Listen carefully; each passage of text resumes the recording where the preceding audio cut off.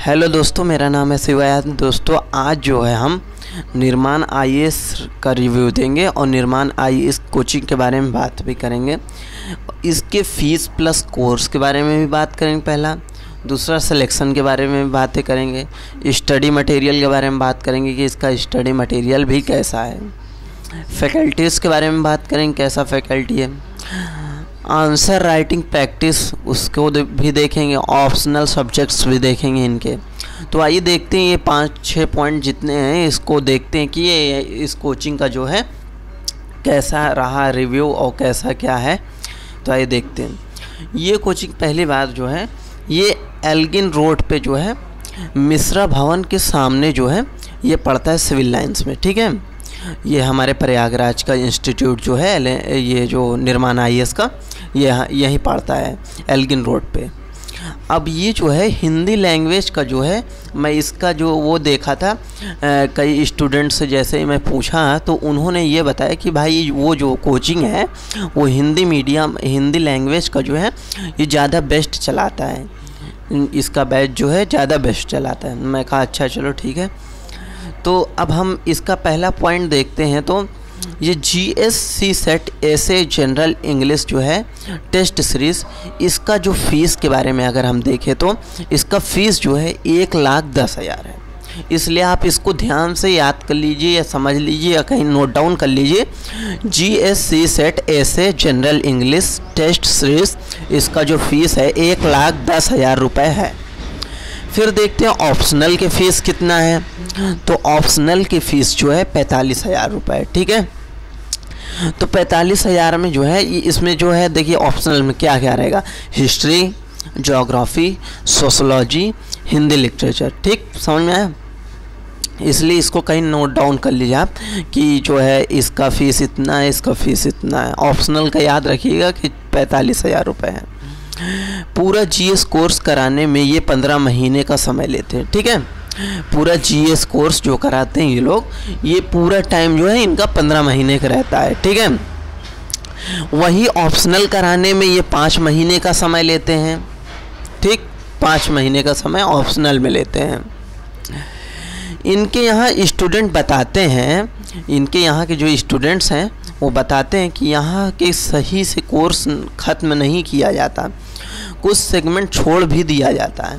तो आप देख सकते हैं यार, यहाँ पास जो यहाँ के स्टूडेंट ही बता रहे हैं कि यहाँ के जो वो कोर्सेस हैं वो सही से ख़त्म नहीं हो पाता और छोड़ भी दिया जाता है कुछ सेगमेंट्स। इनके यहाँ फ़ीस को लेकर अच्छी बातें नहीं चलती हैं और काउंसलिंग में आए स्टूडेंट को किसी भी हाल में जाने नहीं दिया जाता। उन्हें विभिन्न पैतरों से फंसाया जाता है। क्यों ना उनसे कम फीस में ही एडमिशन देना पड़े। देखो भाइयों, इनको जो है कोचिंग में कोई भी जैसे कोई भी स्टूडेंट आया तो उसको जो है फंसा लिया जाता है कि हाँ पढ़ो, हमारी कोचिंग बेस्ट है, ये है वो है, इतना फ़ीस लगती है, यहाँ पास ऐसी कोचिंग है नहीं, ये फैसिलिटी देंगे, वो फैसिलिटी प्रोवाइड करेंगे। तो ऐसे करके तमाम टाइप का ये लोग बताते हैं और बता के स्टूडेंट्स को जो है वो फंसाते हैं, अपने चक्कर में वो कर लेते हैं कि ये है वो है और आप कम फीस जमा कर दीजिए। तो ऐसे करके यहाँ पास होता है। तो यहाँ के स्टूडेंट जो है बता रहे हैं। स्टडी मटेरियल के बारे में अगर यहाँ की बात करें तो इनके स्टडी मटेरियल में बहुत सारी गलतियाँ पाई जाती हैं।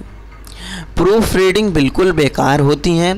प्रूफ रीडिंग गलतियों के अलावा इनके कंटेंट बेकार होता है, जिससे कभी भी UPSC में क्वेश्चन नहीं आ सकते हैं। ठीक है, ये PCS स्तर का कंटेंट देते हैं। ये जो है IAS स्तर का कंटेंट नहीं देते, ये PCS स्तर का कंटेंट देते हैं। और इनका कंटेंट ठीक ही नहीं रहता तो क्या वो PCS स्तर का ही तो रहेगा, IAS स्तर कहाँ रह जाएगा।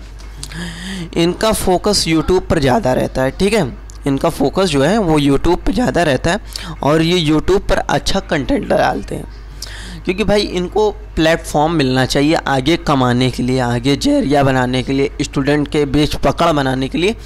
ये जो है कोई दूसरा भी प्लेटफॉर्म ढूंढते रहते हैं। जैसे यूट्यूब है तो यहाँ पास ये अच्छा कंटेंट चलाते हैं, अच्छी बातें भी बताया करते हैं, मोटिवेशनल टाइप में बताते हैं और वहाँ पास जो है अच्छा मतलब एजुकेटेड उस टाइप में जो है बहुत अच्छा कंटेंट लाते हैं।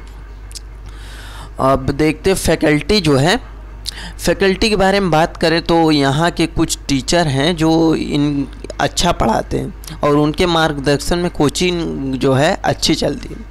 देखिए यहाँ पास कुछ टीचर्स भी हैं, ऐसी बात नहीं है कि सब कुछ बेकार ही है। कुछ टीचर हैं जो अच्छा पढ़ाते हैं, जिनके मार्गदर्शन में, जिनके जरिया से स्टूडेंट्स आते हैं यहाँ पास, ऐसी बात नहीं। सिलेक्शन का दावा ये तो 265 से ज़्यादा करते हैं।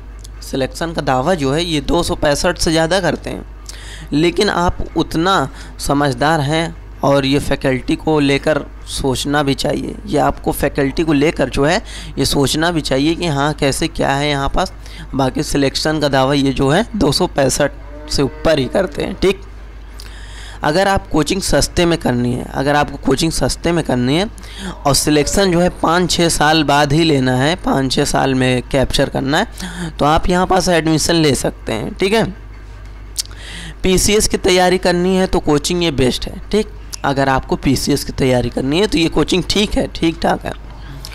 मैं फिर से कह रहा हूँ कि आप लोगों की एक जिम्मेदारी होनी चाहिए कि आप किसी भी कोचिंग में जाएँ तो आप अलग अलग फैकल्टी के डेमो क्लास के बारे में ज़रूर बातें करें, क्योंकि कोई भी कोचिंग जो है आपका पहला बैच जो है अपने बेस्ट फैकल्टी से जो है वो करवा सकता है, पढ़वा सकता है और आपकी मेहनत के जो लाखों रुपए हैं वो ले सकता है। इसलिए भाई आप होशियार रहिए, खुद समझदार होइए और खुद समझिए कि कौन कोचिंग कैसे क्या है क्या नहीं, यहाँ पास क्या हमें पैसा लगाना चाहिए तो ये हमें दे पाएगी इतना एजुकेशन या क्या है क्या नहीं। इसलिए आप खुद सोचिए समझिए। और बाकी जो जहाँ तक है तो मैंने बता ही दिया कि ऐसी ऐसी बात है, यहाँ के स्टूडेंट ऐसे बोलते हैं, ये है वो है। क्योंकि मैं यहाँ पास रहता हूँ तो काफ़ी पूछताछ करने पे पता चलता है कि ऐसे ऐसे है, यहाँ की ऐसी बातें। तो इसलिए आप होशियार रहिए और समझिए, जहाँ पास भी जाइए, जहाँ पास एडमिशन लीजिए, वहाँ यही कोशिश कीजिए कि हमारा पैसा जो है वसूल हो जाए, वसूल ना हो।